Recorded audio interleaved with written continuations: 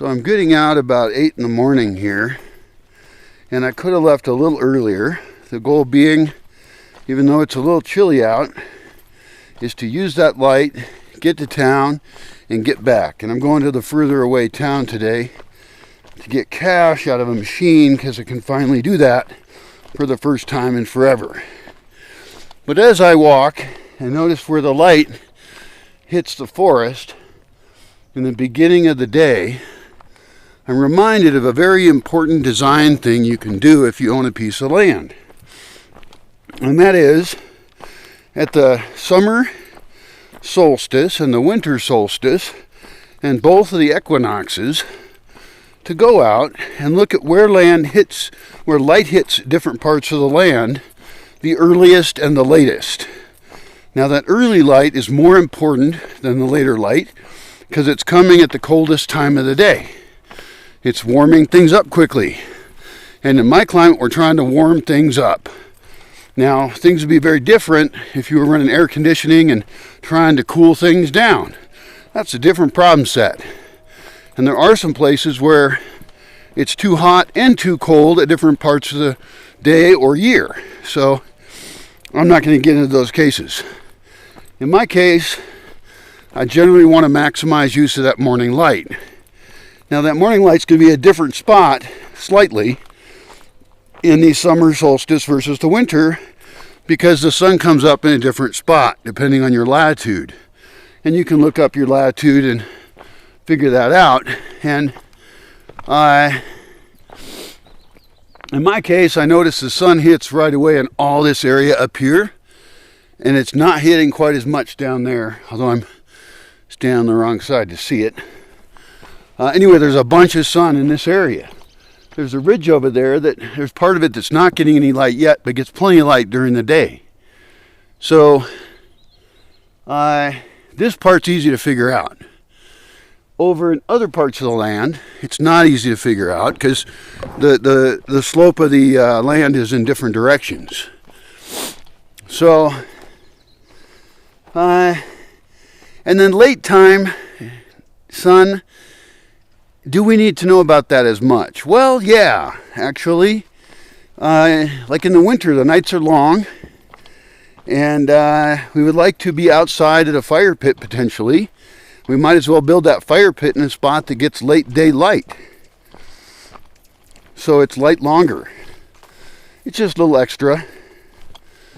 It's not as important for heating, but I don't know, there's still value there. And you could also take pictures at those particular times of year. Those are special times, you can use them like a holiday and stuff too, but it's also an engineering question of like figuring out what resources you're working with the light and then maximizing those. Yeah, I should definitely take pictures and video at those times and really add that to my map. Also setting aside those morning light spots for buildings that have public services, so that as soon as it's morning, we have a building that's already being heated up with a fire and is already heated up in general, and then also that the light comes right into the building, the very first light of the day. Of course, sometimes it's cloudy, so there's not going to be any light to get in there, or barely any, but it'll work most of the time. We're not trying for perfect solutions, we're trying for a bunch of good solutions. Like, look at the light on this field over here. Now, I don't own this field, but this whole piece of land, big piece of land, would be great to buy to develop an entire community on. It has a number of fields like this cascading down a ridge. And so there's potential views from each one of those. Right now the view spot over there has a bunch of trees, which is really nice, but you would probably cut down that edge of trees, put a building there set back, and make a park along just in front of that area and then the slope. And then up in here, you'd actually want to cut a road that way into another property that you'd also want to buy, and it would go on slope and connect up with another spot. You've got a beautiful ridge of trees here that you protect. it's a very slopey piece of land, so it slopes way down that way. So it's not a ton of usable land, but it's a very park-like environment. It's also very close into town if we were able to buy some properties over there and be able to use that road. So in a lot of cases, a piece of land's value would be much higher if you were able to buy more than one piece near each other, so you could get actually access, better access. There's also a way to develop access to this one from below and make a road that goes way around there and then wiggles its way back up the other side of the ridge. I don't know. It'd be not a cheap piece of land.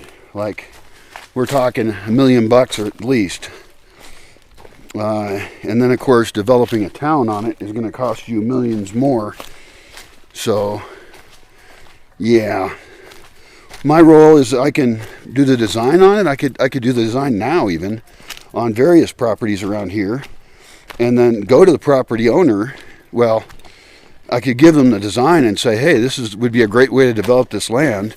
But I'd rather not do that because I have things I want them to do, like make noise restrictions, and I don't want noisy neighbors, so I would hesitate to do that. I think I would rather make the design and then find buyers for pieces of land and have them make an offer, and I would only be helping buyers do that if they're agreeing to a set of how to be a good neighbor kind of rules.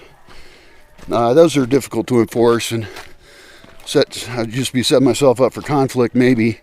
Although if they're not near me, I don't care as much. And there are pieces of land that I see as being useful for different uses, and useful for different uses. God damn, I'm eloquent. Like for somebody who wants to have a bunch of workshops or something, I know of land for sale right now that would be perfect for that. Somebody could buy it. I know of one for about $350,000 US. That would be great for retreats and stuff like that, and plenty of space to build. It has 14 acres, pretty flat. I think it's all flat. The buildings are maybe a little bit dilapidated, the existing ones. So there's opportunities laying around.